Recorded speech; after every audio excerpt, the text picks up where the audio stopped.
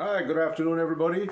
I'm going to show you how to prepare a pumpkin for desserts later on, preferably pumpkin pie. So I'm going to cut this up, we're going to clean it out, we're going to boil it, and that at least we'll have the meat ready for pumpkin pies, pumpkin pudding, whatever desires you have to make desserts. But we have a whole big pumpkin, it's probably about 10 pounds or so.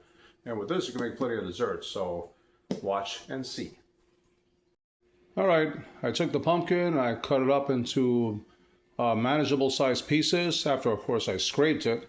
I don't want to bore you with cutting pumpkin on pieces because you guys should know how to do that by now. After all, many people do carve pumpkins. So I save the seeds for later. You know, maybe I want to bake them, you know, or maybe plant them, who knows. So you want to chop up your pumpkin like that. You want a big stock pot like this. So you put it with water and you're going to boil it. It's a very big pot, as you can see, and it should fit them all. All the pieces got in there.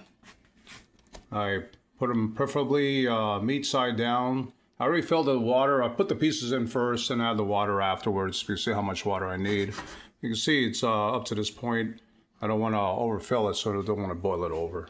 So now I'm going to turn on the fire and I'm going to let it boil for a while. Probably within a half hour, 45 minutes, it should be ready. And don't forget to cover it up so you can keep the heat in there. You may, if it bubbles over, just open it up a little bit like that. In the meantime, I got it on high. You can see how it turns out.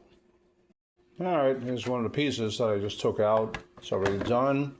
Nice and soft. I can actually scrape the meat off of it, as you can see, little by little. So I just put this over here and I just set it aside into a bowl because we're going to have to strain the water out later. So all the pieces are still in there. I'll take one by one and take all this meat off, as I call it, the pumpkin fill, and we'll be putting it aside. Well, after scraping all the meat off the skin, I got quite a bit of fill in there. It's going to make a lot of pies and other desserts. So I got to put it through a strainer now, so I strain as much water as I can out of this. And here was our pumpkin. I put it on a strainer. You push it down, squeeze as much water as you can out of it. It's going to take a while to drain. Sometimes I just open it up a little bit so more water can drain out. But drain as much as you can, let it cool down, and then refrigerate it. And you have plenty of pumpkin ready for whatever comes around to make desserts. So, next step, after all this is done, pumpkin pies. Hello everybody. Now that we have completed our pumpkin that is ready, this is plenty of pumpkin that I cooked earlier last time, and we're going to make plenty of pies with that. But I'm going to show you my recipe basically to make one pie. So in the meantime, what you're going to need is you'll need some pie crust, obviously. I have 4 of them here, so I'm planning to make 4 pies, but I'm going to show you how to make one pie at least.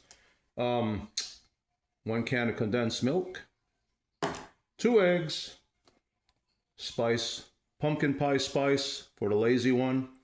But if you want to go separate, you can get ground cinnamon, nutmeg, ginger, and clove.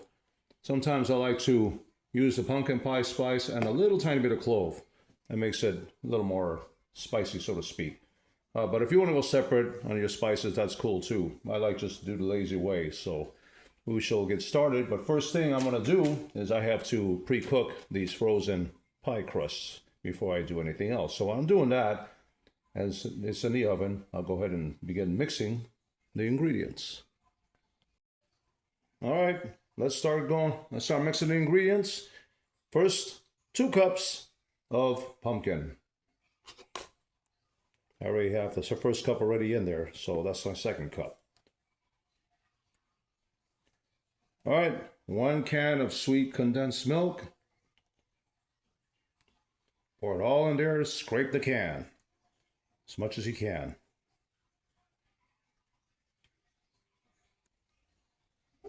2 eggs.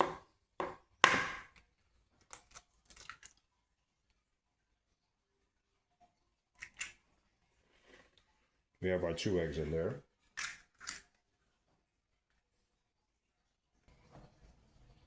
A teaspoon or teaspoon and a half of pumpkin pie spice, Or if you want to do the separate ingredients, you can put a teaspoon of cinnamon, half a teaspoon of nutmeg, a tiny, like 1/8 of a teaspoon of clove, and a little bit of ginger. Choice is yours. This one combines them all though, so you can put that as well. Just for my taste, I like 1/8 of a teaspoon of ground clove. We may now mix the ingredients.